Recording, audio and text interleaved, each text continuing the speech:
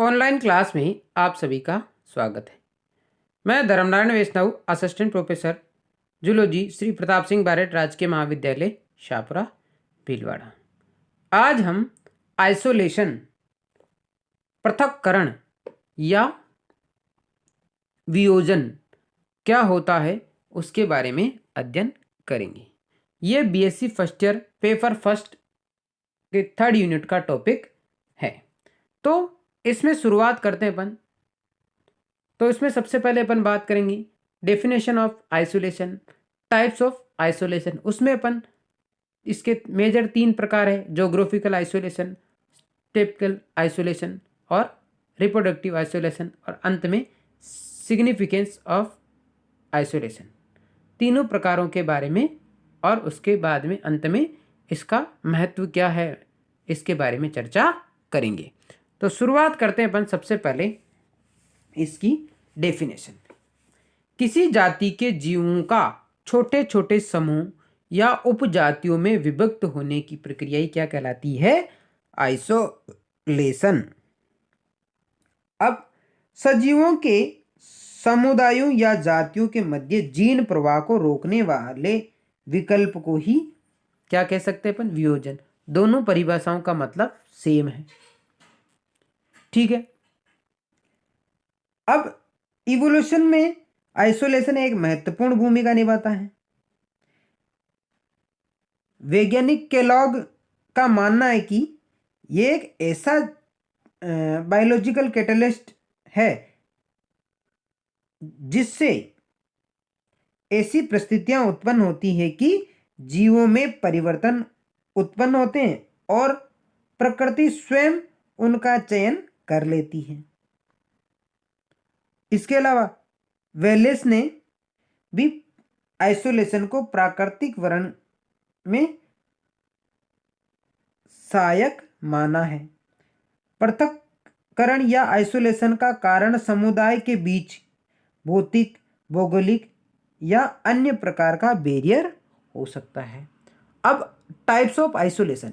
तो आइसोलेशन का मुख्यतः आइसोलेशन को अपन 3 भागों में डिवाइड करके अध्ययन कर सकते हैं। एक होता है ज्योग्राफिकल आइसोलेशन, दूसरा होता है सेप्टिकल आइसोलेशन जिसको बोलते हैं स्थानिक आइसोलेशन, और तीसरा होता है रिप्रोडक्टिव आइसोलेशन। तो शुरुआत करते हैं अपन सबसे पहले ज्योग्राफिकल आइसोलेशन।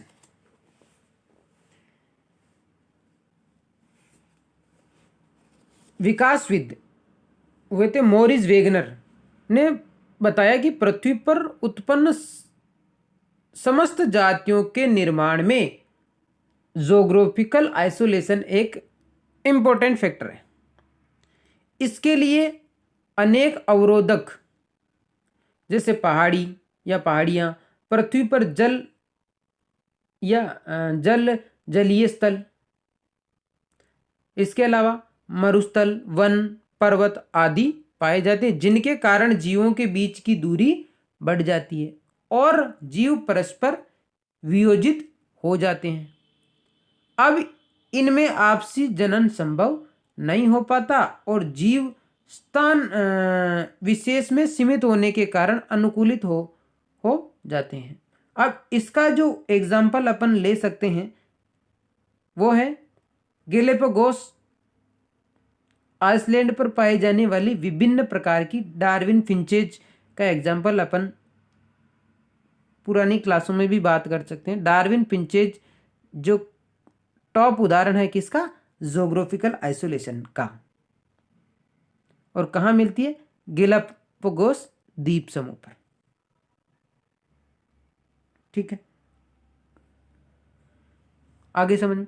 नेक्स्ट बात करते हैं अपन, एक होता है स्थानिक आइसोलेशन,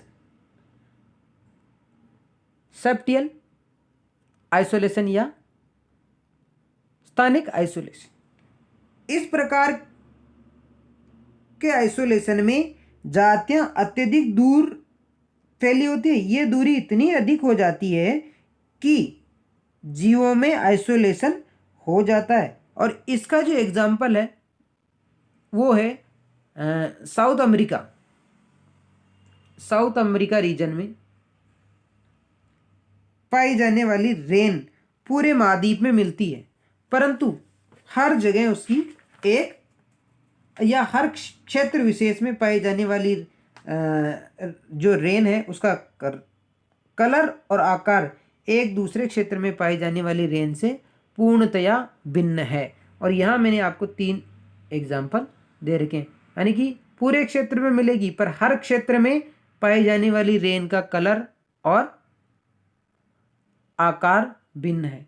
ये किसका उदाहरण है? स्थानिक वियोजन का एग्जाम्पल है या प्रकार। इसके अलावा एक और एग्जाम्पल है, इसी प्रकार उत्तरी गोलार्ध में पाई जाने वाली एलिफेंट सील मिरोगना, दक्षिणी गोलार्ध में पाई जाने वाली मिरोगना लियोनिना से भिन्न है। दोनों के आवास में 3000 मील लंबा समुद्र इन्हें क्या करता है?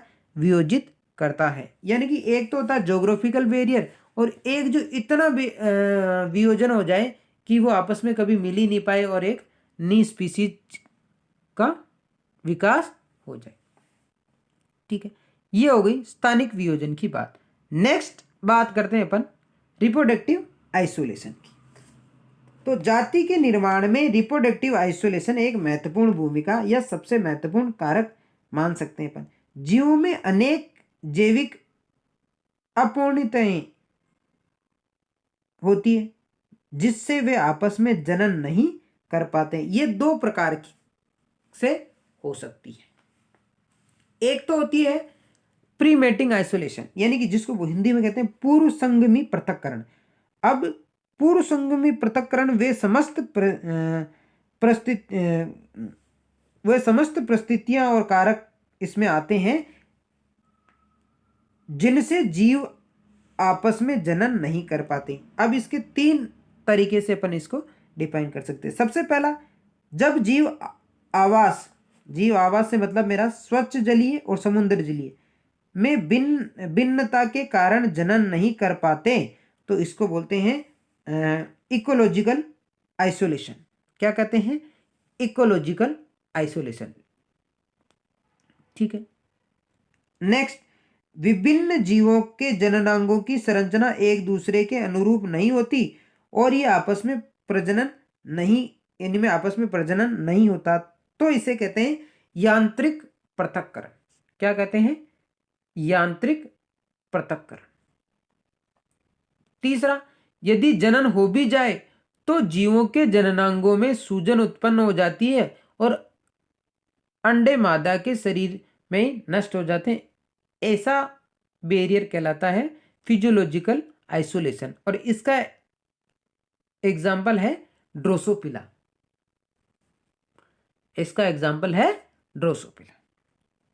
नेक्स्ट आता पोस्ट मेटिंग आइसोलेशन, यानी कि पश्च संगमी पृथक्करण। यदि प्री मेटिंग आइसोलेशन विधियां असफल हो जाए तो पोस्ट मेटिंग आइसोलेशन मेथड प्रकृति में पाई जाती है। अब ये कौन कौन सी? युग्मकों में आपसी मिलन को प्रतिजन प्रतिरक्षी द्वारा नष्ट किया जाता है। इसे गैमेटिक मोर्टेलिटी कहते हैं। यदि युग्मकों के मिलन से युग्मनज बने तो इनकी मृत्यु मादा शरीर में हो जाती है और इनका आगे विकास नहीं होता। इसे जाइगोटिक मोर्टेलिटी कहते हैं। कभी कभी भिन्न जातियों में प्रजनन हो जाता है और जाइगोट के विकास से संकर जीव परिवर्धन होने लगता है, लेकिन बनने वाला संकर जन्म से पूर्व ही किसी भी अवस्था में मर जाता है। तो इससे बोलते हैं हाइब्रिड इनवेबिलिटी कहते हैं। और कुछ जीवों में संकर विकसित हो जाता है किंतु ये संकर जननक्षम नहीं होते और इनकी मृत्यु के साथ ही इनका अस्तित्व भी खत्म हो जाता और इसे कहते हैं हाइब्रिड स्टेरिलिटी। और इसका एग्जाम्पल अपन ले सकते हैं घोड़े और गधे से उत्पन्न खच्चर। वो क्या होता है कि प्राकृतिक रूप से रिप्रोडक्शन नहीं कर सकता। ये अपन इसका एग्जाम्पल ले सकते हैं। तो ये हो गया रिप्रोडक्टिव आइसोलेशन का। नेक्स्ट बात करते हैं अपन अंत में सिग्निफिकेंस ऑफ आइसोलेशन। वियोजन जातीय उद्भव के स्पेसिएशन के लिए एक महत्वपूर्ण कारक है। इन सब चीजों से आपको एक चीज समझ आई होगी कि जो आइसोलेशन है वो नई जातियों के विकास के लिए एक मेजर फैक्टर है। ये जीवों में अंतर्जनन को रोक देता है और नए आवास में रहने के लिए उन्हें क्या करता है, अनुकूलित जीवों को अनुकूलित कर देता है। इससे जीवों में नए लक्षण उत्पन्न होते हैं। फलस्वरूप नेचुरल सिलेक्शन प्रभावित हो जाता है, जिससे नई जातियों के निर्माण में सहायता मिलती है। ठीक है, आशा करते हैं आपके ये टॉपिक समझ आया होगा। नेक्स्ट क्लास में अपन बात करेंगे अडप्टेशंस, अनुकूलन के बारे में अपन चर्चा करेंगे। ठीक है, धन्यवाद।